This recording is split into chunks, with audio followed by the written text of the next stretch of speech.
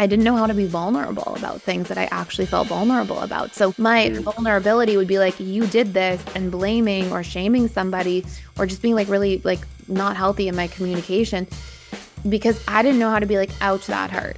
I used to flop find a lot. I would come up with reasons why I don't think the relationship would work long term. So I would always sort of have maybe an inventory of things of like, I don't think this could go like long term or towards like marriage or something like that because of like this, and this. Looking back on it, the reasons were just super like trivial.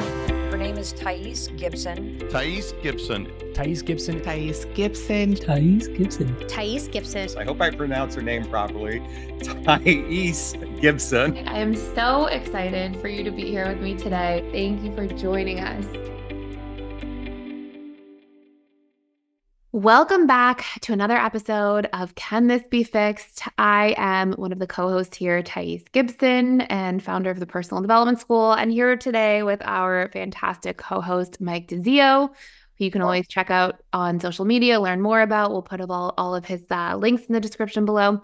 Today, if you are not already familiar with this podcast, we are going to be talking about some major things. We're going to be talking about our regrets from past relationships, having been a fearful avoidant attachment style before becoming secure, and Mike having been a dismissive avoidant. So if you're looking for things that are going to blow your mind about the internal world of fearful avoidance and dismissive avoidance, you're going to learn them today. Some of them may even surprise you. And then we're going to dive into some user questions from our Reddit thread. And please keep in mind, if you want your question answered, you can go on Reddit to Can This Be Fixed? And you can post your questions on there and we dive into your very questions. You can also post them on YouTube if you follow us on there. And these questions are really going to be about a dismissive avoidant breaking up a relationship over minor disagreements. Why does this happen? What can you do? Can this be fixed? Of course. And in the third segment of today's episode, we are going to dive into why you may see that an ex, after a breakup, doesn't give you the closure that you need, and why this is actually taking place. You know, why isn't there the closure? Why aren't they acknowledging your feelings? Why aren't they able to take ownership for their part in the relationship dynamic? So we're going to do a deep dive into that. And again, I really think that some of you may go through these things and be like, oh, I wish I actually knew these things sooner. It could have changed the way that I do relationships. So we're really excited to dive in and to share all of this with you. And I'll let you kick it off, Mike, if you want to start by just sharing a little bit about anything you regret from the days of being a dismissive avoidant. Yeah, how much time do we have? There's quite a few things. No, I thought this was a great question to ask, and I came up with 4 kind of major things. I don't beat myself up for it now. I kind of realize the reasons why I did it. However, definitely when I think back, these are 4 things that I wish that I did differently. Number 1, I'll start with, I wish I shared more words with the other person regarding like appreciation for them or kind of like what they meant to me in my life. I think at the time, 2 things. Number 1, I was taking them for granted. I was just thinking, oh, like they're having a good time. They're here. We're doing fun stuff together. We have laughs and jokes and all this stuff. But I never really told them sort of what they meant to me or sort of, how I appreciated them. And now sort of knowing what I know, like that isn't always obvious to someone. Like you should be really telling your partner at least once in a while, like you appreciate them. Like they're spending so much time and energy with you and like being with you. That's like such a gift, right? So that's something that I think should be, spoken and communicated to your partner once in a while. I love that.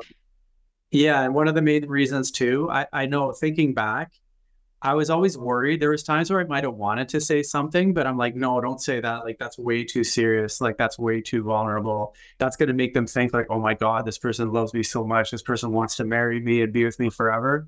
It would almost be like, oh, don't say too much because you don't want them to think like, you're going to be more attached and more like, enmeshed and together. So what I hear, sorry to interrupt you, but what I hear is like you would minimize the words of affirmation for somebody because you would associate it with being like, it leads to more pressure and expectations from them. Exactly. Wow. I feel like I'm just like trapping myself or I'm like committing myself a lot more than I'm ready for. Yeah. And that's why, you hear a lot of times about dismissive avoidance. when they drink alcohol, sometimes they'll say things, and the partner's hearing things that they wanted to hear for so long. They're like, wow, this is amazing. But, you shouldn't want to have to get drunk to say those things, right? Yeah. So that was probably one of the big things. Just, I know that some of my partners, they would have liked to have heard that and probably didn't know the extent of how I did appreciate them and that I was lucky to have them in my lives. So that was one of them that I wish Beautiful one. That's a really nice one. Yeah. I wish I didn't push people away when I wasn't feeling good. I've had periods in my life where I've felt like depressed or gone through like burnout at work, or there's just certain things going on in my life where I just feel like a lot of turmoil. And instead of sort of leaning on my partner or letting them in, I just would isolate and kind of push them away. And it would almost be like, if I'm in that state, I can't, be good in a relationship. Like you should just be as far away from me as possible. And I need to like figure my stuff out alone. I need to do this all on my own. I need to figure it out. And I don't want someone else, the pressure of having somebody else to worry about and to worry about, oh, I'm not feeling good. And then now they might not be feeling good because I'm not feeling good. So what I would do is just push them away and like take a lot of time and a lot of distance. And I realize now that's like super, super hurtful, and you're not doing somebody favors by doing that. The best thing to do, when you're in a partnership, there's going to be times where someone doesn't feel good, and that's fine, but just let them know like what you need. And, maybe you're doing things, you're not hanging out as much, or maybe you're taking a little more time to yourself, but at least tell the partner like what's going on. And, the bad times aren't going to last forever. Like it's going to pass, and your partner is usually willing to like, ride it through. And they realize like it's you suffering, it's not them suffering. So they probably feel really bad for you. So just when I think back, I kind of wish I didn't push people away when I was in those states where I wasn't feeling good. And you said something so important there, which is like in those hard times or those hard moments, even because, I think maybe some dismissive avoidance listening might be like, well, what if I can't? Like, what if I can't not push them away because I don't even have energy for myself, let alone for somebody else?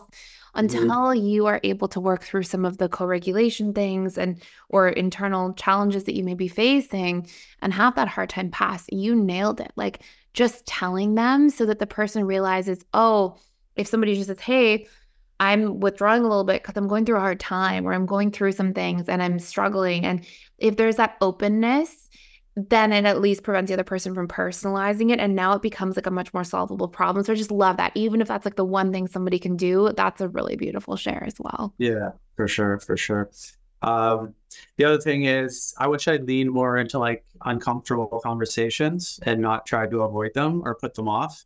There was a lot of times partners wanted to have like a serious conversation about something that was, bothering them or troubling them, or something about the relationship they would want to change. I would like avoid it, or I would put it off, or I would like try to make jokes and like just push it under the carpet. Yeah. So, really not much got solved. And that's why a lot of my early relationships didn't turn out too well. It's because a lot of things were pushed under the carpet, and I just didn't want to deal with these serious topics. I'd feel so uncomfortable during them, or I'd feel like really criticized, and that like, they're really coming down hard on me, when really they just want to have a conversation, an open conversation about something about the relationship.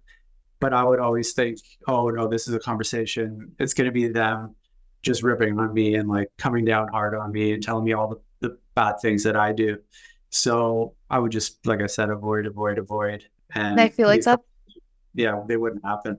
I feel like that's something you're so good at now. Like, I've seen like as your friend, I've seen like so many different areas of your life where you like have hard conversations or like know how to communicate so well. And I feel like that's like a really beautiful thing that like really stands, like I would say like you're like an amazing communicator. And so it's funny that like sometimes it's still funny now to be like, oh yeah, like times when you didn't know how or you went through that in the past. But yeah, powerful thing that you obviously moved through. I appreciate you saying that, but I also want to like point out, when I am having these like super vulnerable conversations with like a loved one, I am in no way, shape, or form like eloquent while they're happening. Like I feel really like nervous. I feel my heart racing. I feel uncomfortable. But in the back of my mind, I know that this is so important to have the conversation, because after that conversation, there's going to be so much clarity. There's going to be so much both sides sort of being heard. You're putting your cards out on the table and you know what you're working with. So I just want to like let people know, like, opening up and being vulnerable it's not easy. And I don't know if you ever get to a point where it's like easy 24/7, especially coming from a more avoidant background. But I just want people to know, like, when those things are happening, like I probably turn into like a 12-year-old boy where I'm like, can't like make eye contact with them and like really like nervous as I'm talking to them. But like I said, I know it's so much more important to awkwardly share and awkwardly receive what somebody's telling them than just avoiding it and putting it under the carpet. Can I ask you one So question about that? yeah. So do you find that the whole conversation feels like that? Or do you feel like it's the first like 5 minutes and then you kind of get into it and then Yeah, good point. It's probably the first few minutes. It's that initial fear of like the unknown and really worried that what you're about to share is not going to be received well, and you might get like a verbal lashing or whatever. But then when you see that the person is not like yelling at you or like belittling you or talking down to you or making you feel like you're less than, then you can start to open up more. So it's kind of like that exposure response. It's like, yeah, each time you do it, it might be tough at the beginning, but then you start to open up, and then it's like a nice two-way conversation. So yeah, I'm glad you brought that up. And you nailed something in there that I just want to like double highlight too, which is that, when you're in that, like, let's just normalize that, like, having hard conversations is one of the most important things we'll ever do in a relationship. Yeah. And it's never going to feel 100% easy for anybody. Somebody who was like born in the most secure household, they're not going into like conflict conversations like, oh yeah, like as if I'm having a cup of tea, like, but it doesn't have to feel as scary as it used to. And it gets easier and easier for sure until it feels like that sort of more normal space, even if there's still a little bit of like butterflies or nerves going into the actual situation. For sure.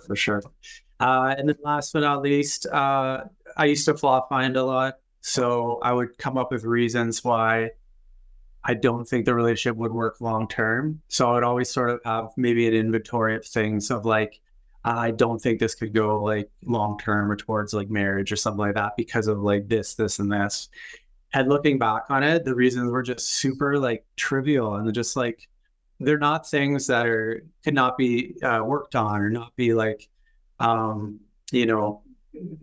come to a resolution from. Like, yes, there are non-negotiables you want to have in your relationships, but the things in the past that I had for reasons why I didn't think it would work out, looking back on it, were really like kind of petty and not really based in like proper reality. So that's one thing I always felt a little bad for, that I sort of, painted these people as like, oh, I don't think they could be, good enough for my life. But really, like, they were awesome people, and we could have worked through that for sure.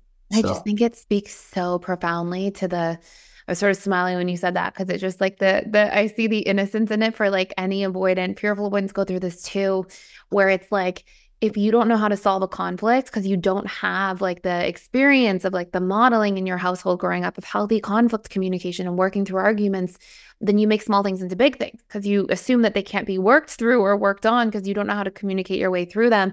So if it's something like, oh, the person is messy around the house, and it's like, well, you could actually just have a conversation and set some boundaries and see if the person will be willing to make compromises and work on that. Yeah. But if you don't know how to do that, then it's like, oh, then I have to live like that forever and it will never change. And it feels like it becomes almost like a much bigger thing just because of not having that capacity to work through it. Yeah, I love that. Yeah, like, so just to give an example, it would be something like, oh, I'm more of a homebody, but then my partner, I noticed she likes to go out a lot more. She likes to go out on the weekends, and, eventually that's going to cause problems. And, she's eventually going to get bored of me, and then she's going to want to go out all the time. And then, we'll just have to break up. So without even having a conversation or giving them the opportunity to be like, well, I don't have to go out every weekend, or like, yeah, let's stay at home sometimes. And all, like, you could make a bit of a negotiation there. But this sort of avoidant way was worrying and creating like sort of scripts in my head that they're going to leave me because I'm not going to be exciting enough for them. So it's just stuff like that. So it was kind of ridiculous when I think about it. So, but now, like in hindsight, but at the time, it feels so real when you're going through that, Yeah, right? Like it just feels, and it's so common for avoidance. So those are amazing. Those were four really, really good ones. And we just, before we flip it over to you, we're just trying to protect ourselves too from like being abandoned as well. Typically, we think about like APs always worried about being abandoned, but as you know, DAs as well have like an underlying fear of at the end of the day, they're eventually going to get left and, you know, brokenhearted. So there's a lot of effort and energy spent in trying to not get to that point where you can be really, really hurt. And it's sad, but that's the reality until you sort of do the work on yourself. And yeah, that's the reality. I totally agree. And it's like all in innocence, right? It's all like how we as humans like evolved and adapted to hard things and did our best to figure out how to protect ourselves. And sometimes those are really great ways and healthy ways. And sometimes they're maladaptive if we had a tough household or upbringing. So yeah, amazing, amazing shares. So I'm not as prepared as you with this one, but I'm just gonna, rifle some off. I mean, the first thing that comes to mind, and to be perfectly honest, I actually went back as I dug into like when I was on my own healing journey. I actually went back to two of my more serious relationships when I was much younger, and actually had phone calls and like apologized for my behaviors, because the craziest part to me, this was like so mind-blowing to me, was because as a fearful avoidant, I was so in my wounds and so in my triggers. One thing that I think is really common for fearful avoidance, and was definitely common in my experience, is that you often like you're so all about like earning your worth in relationships and trying to make sure that you like don't hurt anybody and you pour in and you do everything right, that in fairness, fearful avoidants aren't often the ones necessarily initiating hurt in relationships, because they're like hypervigilant. They think of everything. They they're not forgetting things. They're usually not breaking promises. They're usually not showing up. They're usually like, showing up to the nth degree. But what fearful avoidants struggle with so much is the moment they feel hurt by somebody, they are really reactive. And that was totally my experience. So I would have these experiences of like, when I would do hurtful things to people in relationships, it's almost like I had blinders on. Like I didn't realize the accountability of my own behavior for quite a while at first, because I would be like, well, this person hurt me. And then the way I would respond, and this will definitely be the first thing that comes to mind that I regret, was that I would say mean things. Like I would lash out. I'd be like, you're an asshole. You don't care. You're this, you're that, da, da, da. And I would like say things that like I would never say. All this time later, like I'm like mind blown that that's how I would like react to things. But I know it came from my own hurt so much.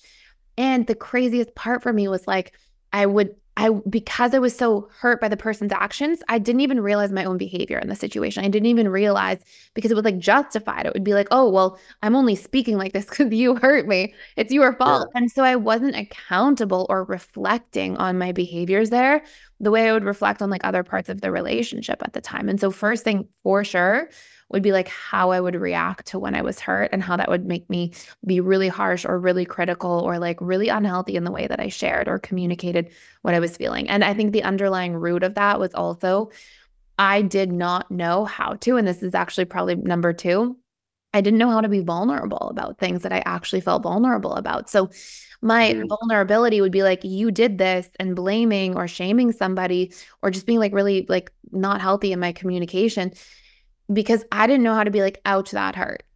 I didn't know how to be like, hey, when you did this, when you didn't show up, or when the situation happened, I really took that to heart and that hurt me, and I'm holding on to that, and can we work on it? Like I didn't know how to talk like that or communicate that way. So what was the underlying fear there? Like your fear of looking weak, or fear of like not being able to handle what the person's doing? Like what's oh my goodness. Yeah, good question. That I would be weak and often unworthy.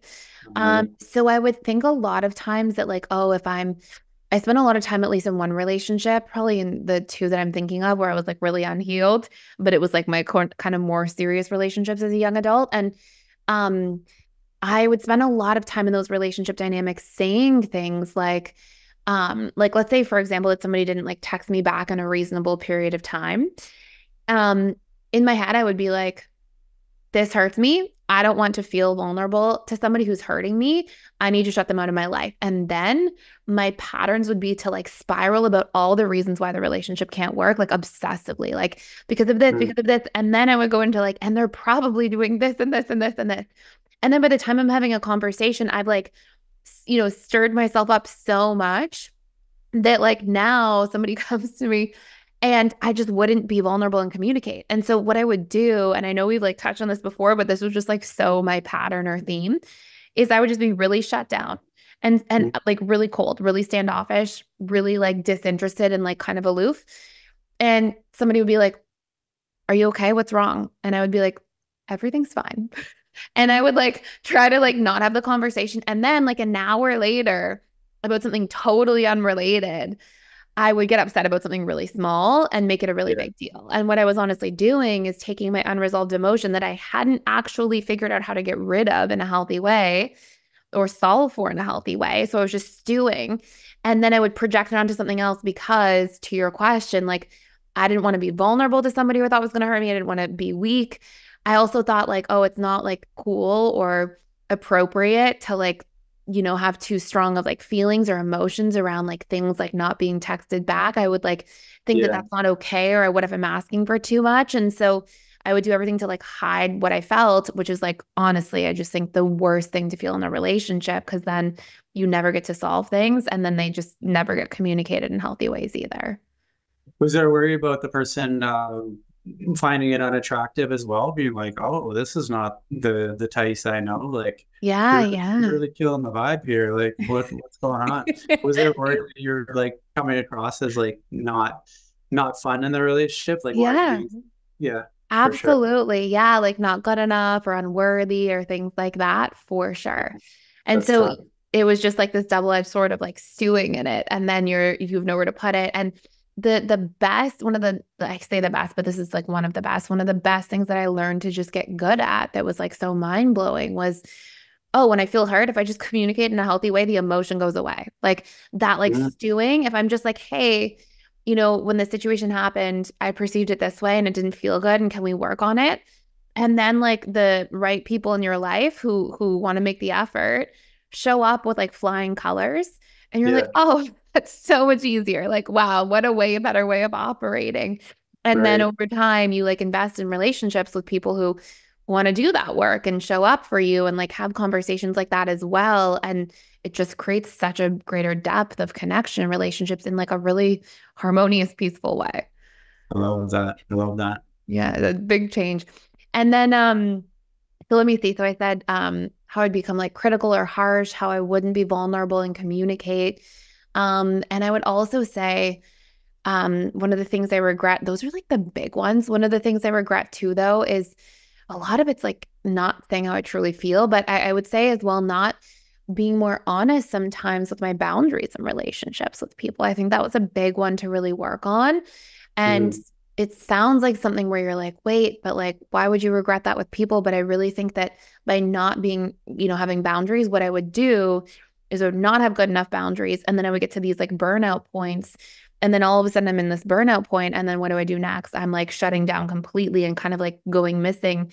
And I think that that was something that, I did in certain cases where it would confuse people and it would hurt people. And I think the solution or the solve for that is to just communicate, hey, I'm feeling this way, or I need a little bit of a break, or I need to have more of a relationship to myself in my own time.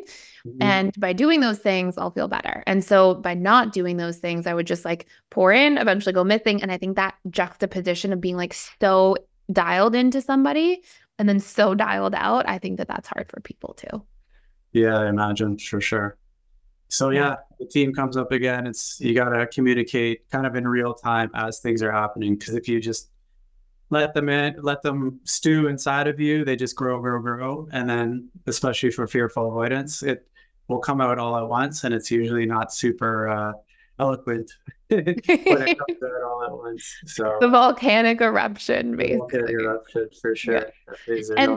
And for fearful avoidance listening, it's a hard thing to feel. I just want to like express empathy and support for fearful avoidance going through that, because I know it's because you like literally are just teeming with like painful emotion and it's hard, but it's such a call to like work through your core wounds so that those things don't have to be so triggering, and then work on communication and boundaries so that you don't have to go back through those old cycles. So since Mike shared a lot about his healing journey to become more securely attached, and I shared a lot about my own journey as well, if you are somebody who sees yourself in these patterns currently and you want to do the work and really heal, you can actually check out our attachment style healing courses for free just for a limited time. So I will put those links down below for fearful avoidant, for dismissive avoidant, and for anxious attachment style if you want to work through your core wounds, your needs, or your emotional regulation, your patterns, all these different things. We talk about how to do that by engaging the subconscious mind in the process, because believe it or not, and you can check this out in like Harvard Business Review, your subconscious mind is responsible for 95+% of your patterns. And until we do the work there, you're not going to see the transformation you're looking for. So check that out down below if you want to learn a little bit more. So that's it for this part of the segment. We're going to take a quick break. And when we come back, we're actually going to talk a little bit about relationship dynamics, where like what happens if somebody's breaking up over a minor issue in a relationship, and what can you do, especially if this is an avoidant, and some of these things may really surprise you. And also, if you are listening to us on YouTube, you can check us out if you want company on your drive to work or things like that. You can follow us on Spotify or Apple, iTunes, wherever you listen to your podcasts. And if you're listening on the podcast platforms, you can also check us out for the full video version on YouTube. We'll be right back. I just wanted to pop in here and let you know we are doing a 7-day free trial to the All Access Membership Pass at PDS, which means you get access to literally everything inside of the school. And this includes the 4 live webinars I do with our students every single week. And on top of that, you get access to all of our different courses. We have over 55 different courses on relationships, communication, boundaries, emotional mastery, guilt and shame, learning your needs, so many different facets that are really important to master our lives and feel really good about our lives going forward. And last but not least, there's a daily community event. We have trained facilitators and coaches who are in there doing that work, showing up to support you on your journey every single day. Please join me on the other side. Come check it out. See if it's a fit for you. I'd love to see you there. Go ahead and sign up by clicking the link in the description box below. Welcome back to another episode of Can This Be Fixed? And Mike and I right now are going to do a deep dive into talking a little bit about a user question we have from Reddit. And this question is all about what happens if somebody breaks up with you after a minor argument. So this is about a DA. This is actually from Spooky. And this individual said, Spooky said, a DA broke up with the AP after a minor argument. Should I talk it through or move on? So I'm going to read this question out loud. And this person said, "Hi, Thais. I'm pretty sure my guy is DA. We had the best time in the first couple of years. He treated me like a princess. And then we had some minor arguments and he broke up with me at the end of year 3 because he didn't like the emotional volatility. At the time, I didn't know PDS, so was able to move on after each argument, but we didn't get into the root cause, which was our attachment styles. He has kept negative feelings aside. He took it to heart every time we argued, and I could tell he changed a lot, but we talked and got back together until he broke up with me again after another argument 4 months later. Now I'm trying to do the work to heal my own AP stuff, and I want to keep working on improving the relationship if I can. My questions are, number 1, why didn't he show any DA traits in the first 2 years? And why was he so attached to me despite being a DA? Is it chemical limerence? Is that normal at the beginning? And number 2, should I try to talk it through with him again and stress that this can be fixed, or even can it? It's not a bad relationship. The first time I tried to talk to him, we both calmed down. He told me he gets it, but doesn't feel the same way anymore. So he's not sure if he wants to continue or if the feelings are strong enough. Does he just want someone who's perfect at being with him? Should he change that perception, or is it not my job to fix it? Okay, so many amazing questions and probably really common experiences for people. So Mike, if you want to kick it off and maybe just start with like, why didn't you show any of those DA patterns at the beginning? Yeah, for sure. So as we know, in like the beginning parts of the relationship, the dating stage, the honeymoon stage, generally everything's pretty like easy breezy and like not a lot of like vulnerable conversations, not a lot of, big fights happening. Like you're kind of putting your best foot forward and you're both just kind of enjoying each other's company. And it's, you're seeing through rose-colored glasses. Everything feels good. The neurochemicals are high, the oxytocin and the endorphins and whatnot. So generally those first periods are nice and light, and there's not really too many negative things. Those are probably the annoying people on Facebook who are posting their relationship like constantly. It's like, we're so in love, we're the best couple of all time. It's in the early stages because everybody's pretty happy and not really bringing up any major issues. Then when you get around to the what is it, like closer to the 2-year mark, just said that first 2 years he treated me like a princess, super into me, but then broke up with me because he didn't like the emotional volatility. So what I imagine is this person who was dismissive avoidant really kind of enjoyed the like easy breezy, we're just hanging out, or we get to be intimate together, we get to do stuff, laugh, jokes, nothing too heavy. But then once, you probably started to speak up about some things, rightfully so, there was probably some things that you wanted to bring up that you weren't good with or wanted to improve the relationship. And if this person is DA, as you said, they probably didn't like that too much. They didn't want to have this sort of emotional turmoil going on. They didn't want to have like arguments and these like serious conversations.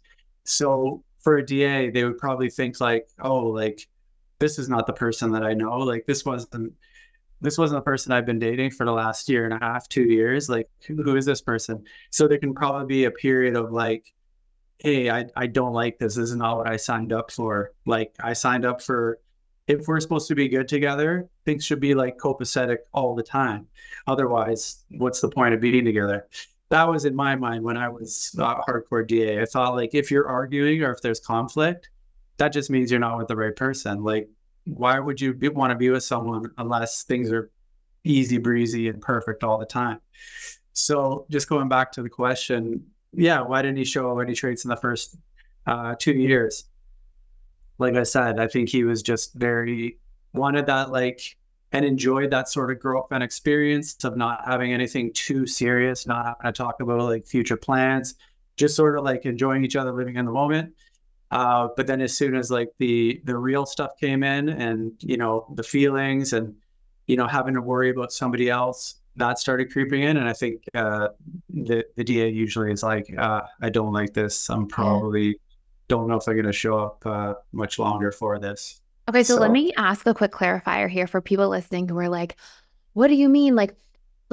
So can you give an example of like what your experience would have been for as a prior dismissive avoidant in that early stage versus like around the 2-year mark? Because if people don't know this already, a lot of people like know this on our channel, but relationships have stages. So they go dating, honeymoon, and then power struggle stage. And power struggle is where you start to really see people's true colors even more. And sometimes you'll see it like early for people who are more extreme dismissive avoidants or extreme APs or fearful avoidants, you'll see. But it shows up the most really around that 2-year mark when we go into the power struggle. And that's where it can feel like it kind of catches people by surprise because what we've been used to with some of these patterns are now shifting a little bit more. So, did you ever have a time, Mike, where you operated one way at the beginning and then you kind of hit that 1.5, 2-year mark? And what did you feel that was different? Yeah, like I could say most of my early relationships didn't go past 2 years. So yeah, in the early parts, I thought things were great and this was really fun and easy and enjoyable. But then it hit a point where more was being asked of me, like, hey, I want to start talking about like a future. Hey, like, this is my intention for the future. Like, can we talk about this? And I wouldn't want to like talk about that kind of stuff. And, maybe talks about moving in, things like that. And I was just like, whoa, like, where is all this coming from? Like, it felt like a shift in like the person. And then also they were not holding back. They weren't holding their tongue as much about things that bothered them about me. So I was like, what the heck? Like, I felt like I was being like really criticized. And then I was starting to think like, why are you even with me if you really like think that? And like, were you faking it the whole time? Like not sharing these things about me? So it was kind of a bit of a shock and almost like, how dare you like say all these things about me when, this is all news to me now that you're bringing all these things up. And then you have this like negative vicious cycle where like you've started to pull back because you're starting to become afraid. There's more demands. And then when you pull back, the person's saying, I want more from you. And then you feel like, well, you want more, you're asking for more, but you're suddenly criticizing me and I need to protect more. And then you have this really confusing cycle. And that's what happens to people in the power struggle all the time. That was such a good share, because we don't realize that like both people's wounds start firing off and bouncing off each other. And it just like magnifies some of those challenges until we learn to like work through those things. So anyways, amazing share. Please go back and continue with the second part of the question. Yeah, and just one last thing that I wanted to mention, and we touched on it just a few minutes ago. The underlying fears too is that the person's going to leave you. Like at first you felt, hey, I'm doing amazing here. This person loves being with me. We don't fight. Like I'm pretty awesome. I'm showing up really well in this relationship. Then as time goes on, like I said, the person starts, asking for their needs to be met, rightfully so, asking for certain things. And you're just thinking, holy crap, like, I don't know if I'm going to be able to keep this going. Like where I thought I was doing amazing before, now there's all these things that this person wants me to do. And like, I don't think I'm going to be able to keep this up. So there's also that fear of like, is this person going to leave me? Like, cause I really think like this might not be able to work if they're going to be asking for all these things. So again, just wanted to share, that's the underlying fear, is fear of being abandoned and left. So that's Great. Another important point. And then just part two in their question. So I'll just go to the bottom part of it. Does he want someone who's perfect at being with him? Should he change that perception? Is that my job to fix it or not, basically? So yes, an unhealed DA does want someone who's perfect at being with them. They kind of do want someone who's not going to rock the boat, who's not going to ask for a ton of stuff from them, who's kind of going to be like really like easy breezy and not trigger them and all these kind of things, which is really unfortunate because that's impossible and you'll be alone for the rest of your life, or you'll just be going from relationship to relationship because you're really never going to find someone who's perfect at being perfect for you. It's impossible. We're not perfect. You're not perfect. Like to expect perfection from a partner is really unfair. Should he change that perception? Yes, 1,000%. He's going to be very lonely and not have a long-term partner if that's going to be his belief. And then you're asking, it's not my job to fix it, right?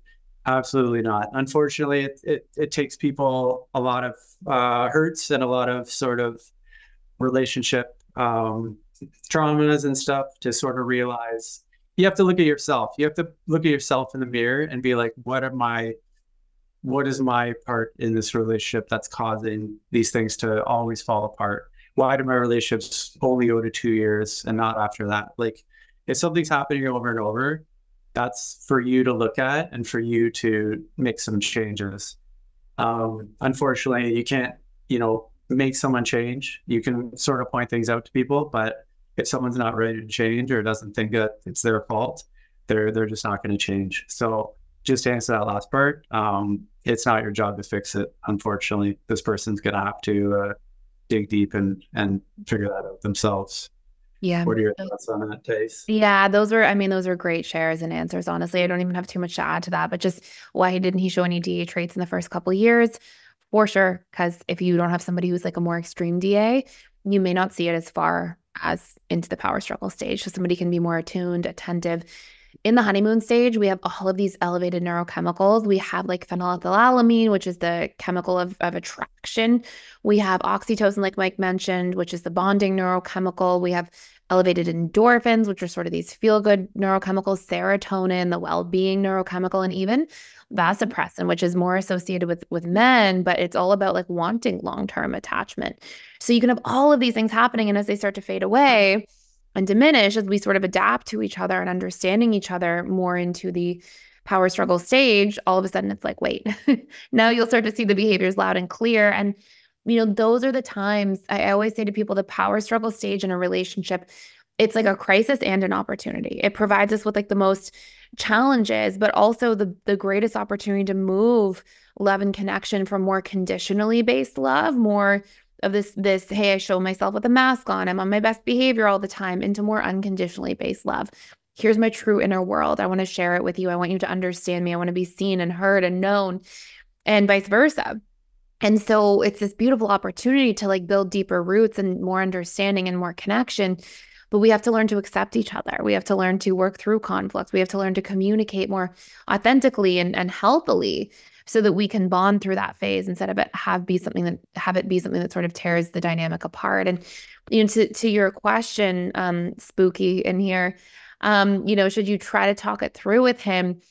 I wouldn't talk it through unless you're seeing green flags, unless you're actually seeing him show up and make an effort and try to initiate conversation. And then at that point, you can say, hey, I've learned about attachment theory or the power struggle. Are you interested in learning about this as well? But the thing that kind of stood out to me is he says he doesn't feel the same way anymore.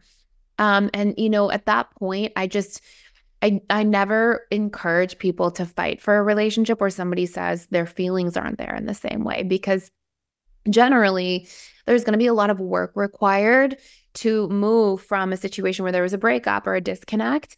And so if there's a lot of pain and there was a disconnect, you have to have both people fully invested. And I've said this before on this channel, and I say this all the time. One of the biggest things I would look for when it came to clients, when they would come into my office, is I would be looking for, like, are people both willing to show up and do the work? And if they weren't, I would be like, this is going to be a lot trickier. And if both people were, I didn't care how much trauma or how severely, their attachment style was being expressed. I cared about, like, are they willing to do the work? Because that's what matters most, but you need it from both people. And, both people have to be 100% responsible for each of their 50% of the relationship dynamic. So, if we're not seeing that and we're not seeing that behavior, I really wouldn't move into a situation where you're like trying to invest, because it can just be a form of self-abandonment. But if you do see all these green flags, then at that point, he has to be willing to do the work on changing, right? He has to be willing to do the work on, like, how can I transform my attachment style, become more securely attached? And dismissive avoidants do have to have that ownership that, hey, my attachment patterns are sabotaging relationships. I do shut down. I do push people away, and I'm willing to look at those things and do something different. So amazing question, Spooky. Really, really great share. I hope these were some helpful insights. And we are going to take a quick break. And when we come back, we're actually going to dive really deeply into DAs who don't give closure. So what happens if a dismissive avoidant doesn't give closure? These are both questions from anxious attachment styles, but how would you deal with somebody who, you go through a breakup and they won't even acknowledge their part of how they hurt you, which can be a really, really tough situation. So we'll be right back in just a moment. So the summer is coming to a close, and now it's time to welcome in probably our much busier season. And if you're anything like me, the last place you probably want to be spending time is figuring out what to eat for dinner and standing in long grocery store lines. So you can make life easier with HelloFresh, which is America's #1 meal kit. With fresh ingredients and simple recipe cards delivered straight to your door, HelloFresh takes care of all of your meal planning, shopping, and meal prep. And I really can't express how much time HelloFresh has actually saved me each and every week. What I love most is the variety. So whether you're looking for fit and wholesome, or quick and easy, vegetarian, or even family-friendly options, their ever-changing recipes keep food exciting when it comes to dinner and never leave me feeling like I'm making the same meals and just eating the same food over and over again. So if you're ready to save time and make cooking much more enjoyable for you and your loved ones, you can go for free breakfast for life at hellofresh.com/free Thais. That's THAIS. And you'll get one free breakfast item per box while your subscription is active. That's free breakfast for life just by going to hellofresh.com/free Thais, THAIS. And now for a word from our sponsors. If you need to hire, you need Indeed. Indeed is your matching and hiring platform with over 350 million global monthly visitors, according to Indeed data, and a matching engine that actually helps you find quality candidates fast.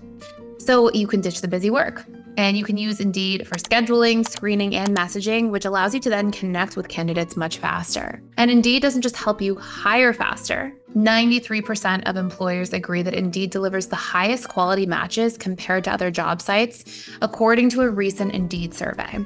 And one of the things I love about Indeed is that it makes all hiring in one place easy because you literally have the perfect match of candidates there. In fact, Indeed is something that we use all the time for hiring candidates at the personal development school. And I would feel a little bit lost without it, to be perfectly honest. When I was looking to hire somebody, it was originally slow and overwhelming until I decided to just go straight to Indeed. And that's when everything became a lot more simple. And it's still something that we use and will continue to use all the time. Leveraging over 140 million qualifications and preferences every day, Indeed's matching engine is constantly learning from your preferences as well. So the more you use Indeed, the better it actually gets. So you can join 3.5 million businesses worldwide that use Indeed to hire great talent fast. And listeners of the show will actually get a $75 sponsored job credit to get your jobs more visibility at Indeed.com/Thais.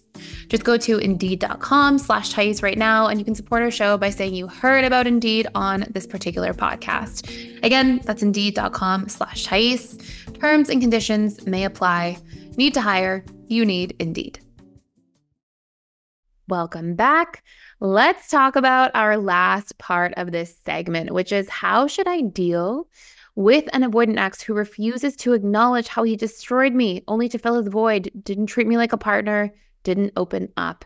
Whenever I confront him, he refuses to understand the damage and the extent of my pain and suffering in pursuit of his actions. And this is from Fruity Banmasaka on Reddit, I believe. So, post your questions. If you're following this podcast on, the podcast platforms, then you can go to Reddit, Can This Be Fixed? Or if you follow this on YouTube, you can post questions in the YouTube comments as well.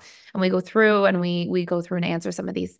So, Mike, if you want to kick it off, I think this has been a popular topic, specifically and mostly amongst anxious attachment styles, where they go through a painful breakup with an ex, and then they're like, wait, why won't this person, recognize my feelings or give me the closure or be there for me? And I would love to hear your thoughts on this. Yeah, no, I really feel for this person because obviously they were hurt throughout the relationship. It was a really tough on them. And then after the relationship as well, they're still having more pain and more things that they're having to deal with. They say whenever I confront him, he refuses to understand the damage, the extent of my pain and suffering.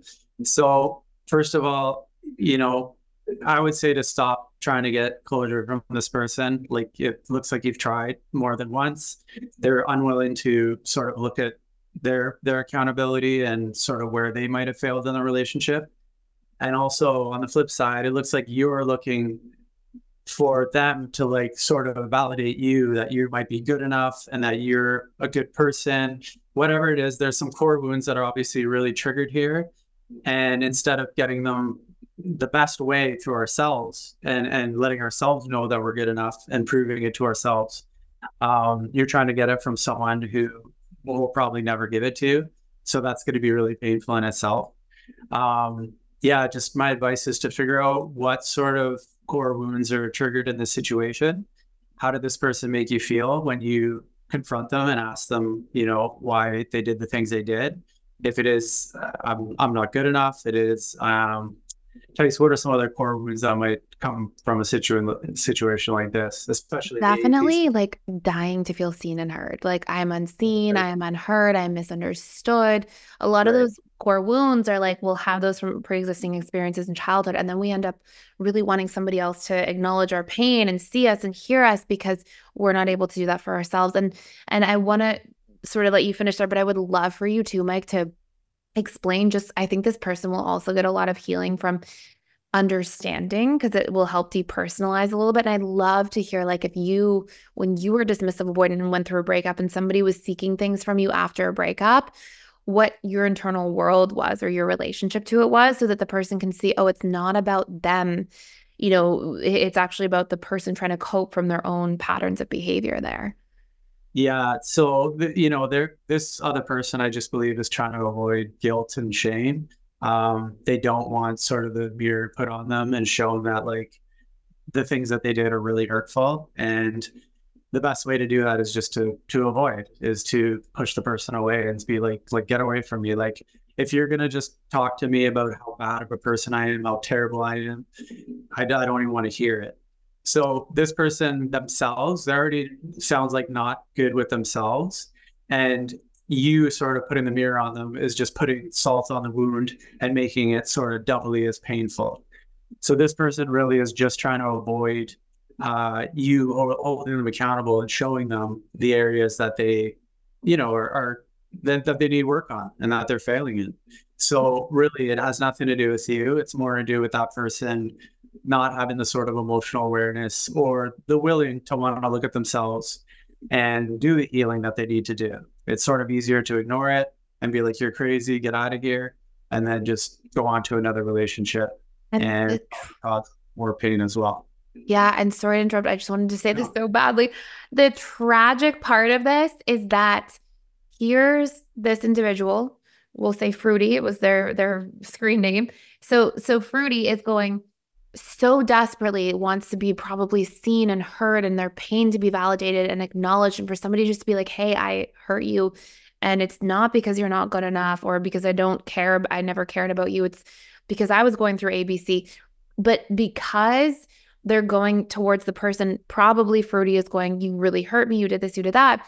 And the ex is going, why are you criticizing me? Like, we're not even together. I don't owe you anything to explain. And they're just hearing, like you said, you're bad, you're bad, you're bad, you're this, you're that. So they're shutting down further than the person, even if they're being really gentle, even if Fruity's being kind, but is saying, hey, you have to acknowledge these things. Dismissive avoidants have these big shame wounds. So they're going to read into it as being shamed even more. And, the sad part is that like Fruity's just trying to be seen and heard and acknowledged. And then, their dismissive avoidant ex is like just hearing, hey, why are you shaming me? Especially after the relationship. And so it just becomes, until we like learn to reframe our communication. And to your point, and I want to let you continue, so sorry for interrupting, but to your point, like you can't, when you've tried and the person's not giving you the closure, we have to go about getting closure our own way. Like it's not going to come from that person. And it's kind of like a hard truth, but it's so important to accept that truth because it's going to be the key to moving on. So if you want to kind of just dive back from where you left off there, Mike. Yeah, no, I would just really think Fruity just needs to like see and hear yourself, like maybe write yourself a letter and just say, I'm really sorry that we went through this. This is really not a great time in our lives. Apologize to yourself for, maybe staying in a situation that wasn't serving you. If this person was sort of doing these things through the duration of the whole relationship, just, apologize and tell your inner self, your inner child that you won't let yourself go through that again. It was a mistake, and don't beat yourself up and don't sort of kick yourself while you're down, but just apologize and let yourself know that you're not going to let yourself be treated like that again. And definitely like do work on any of those core wounds that seem to be coming up. Like the reason why we stay in sort of dynamics that are really unhealthy is because we're not able to sort of meet those needs ourselves. And the way we treat ourselves is the type of person that we're going to attract into our lives. So if we're not seeing ourselves, we're not hearing ourselves, we're not loving ourselves, we're going to attract somebody who's going to be doing the same things to us. It's going to feel comfortable. So that's kind of why we stay in those dynamics. So we can't really get mad at ourselves and be like, oh, I'm such an idiot. It's just because those are our core wounds and they're sort of leading us into those dynamics. So just know that, and then having that information out, do the healing work necessary to heal, to see yourself, to love yourself, and then those dynamics, when they come up again, it's going to feel like oil and water. You're going to be like, no, we're not going through that again. So that's what I would say to Fruity. I love that. That was really beautiful. And to be honest, so often when people are going through this, where they really need their partner to acknowledge their pain and they feel like that's the only way I'm going to be able to get the closure and move on, 9 times out of 10, I just see that it's actually that person needing to acknowledge their pain themselves and say, hey, I actually realized that I stayed in this situation and I put up with things that are actually not okay. And they have to acknowledge the things they put up with that were forms of self-betrayal and self-abandonment. And that can be a painful process, but it's through that they end up being able to see clearly, wow, that really hurt me. That person hurt me too, but I hurt myself by staying around those things, or not setting boundaries, or not leaving sooner, or not being honest about how things were affecting me. And it's through that process that we alchemize the pain that we're trying to get the closure from somebody else. And instead we're like, oh, I actually feel like I'm able to acknowledge my own pain. I give myself closure and certainty through doing that. And then the second part becomes, like you said, Mike, the commitment to not doing that again. The commitment to being like, okay, what are the key lessons I learned about my own standards, about my own needs, about my non-negotiables here? And when we show up and we're like, I commit to not doing these things again, to not putting myself through these things again, to not putting up with people who are not showing up for me the way I'm trying to show up for them, or whatever it might have been in Fruity's situation here, that's where we're actually going to see that we get a sense of closure and certainty. It's going to come from ourselves, not from the other person. And it's the worst feeling to try to get like water from a stone or closure from somebody who's not able to give it. So I just really want to say, like, stop getting, trying to get closure from that person. Sit down, write what you need from him on a list, and then sit down in a column next to that and be like, what are ways I can give this to myself? Did I need validation of my emotions? Did I need to be acknowledged? Did I need empathy? How can I empathize with myself? Oh yeah, these things really did hurt me. These things really affected me. Did I need somebody to be in a situation where they meet my needs and show up for me? Okay, how am I going to do that going forward? And when we are able to give what we are seeking to ourselves, that's actually going to be the thing that kickstarts the process of closure, and then keeping those standards and non-negotiables for the future. So beautiful share, Fruity. I'm sorry you're going through this, but I just think that your way out is going to be to get back into relationship to self and to do any of the inner work required that's going to help move the needle going forward. Anything you want to? No, I wasn't going to say much more. I feel for Fruity, and I really hope she can kind of, we know APs sometimes they're very externally focused. Pour back into yourself. There's someone inside of you that really needs attention and love. And the more you can do that, the more you're going to be better off. It's not easy, but when you start to make that shift and make yourself the priority, then people and things outside of you won't have such an impact. So I wish Fruity the best in the future. So that is it for today on another episode of Can This Be Fixed? If you want your questions answered, please post them on Reddit. Please post them on the YouTube comments. We'd love to answer them and get to know you a little bit more and support whatever you're going through. Some of these things can be really tough. And if you want to connect further with Mike, check him out on social media. We'll put his handles down below. If you want to check out our PDS courses, we have a 7-day free trial down below. You can click the link for any of the attachment style healing courses. And thank you so much for stopping by, for listening, for tuning in. And we can't wait to see you next week. If you enjoyed this episode, please take a moment to subscribe, rate, and review us on your favorite podcast platform. Share it with friends and family who are on their journey of personal development and growth. And thank you for listening. Next week, we'll be back with more insights to guide you on your journey. And until then, keep practicing our tools and strategies to change your subconscious mind and apply some of the powerful learnings from this podcast so that you experience real life transformation.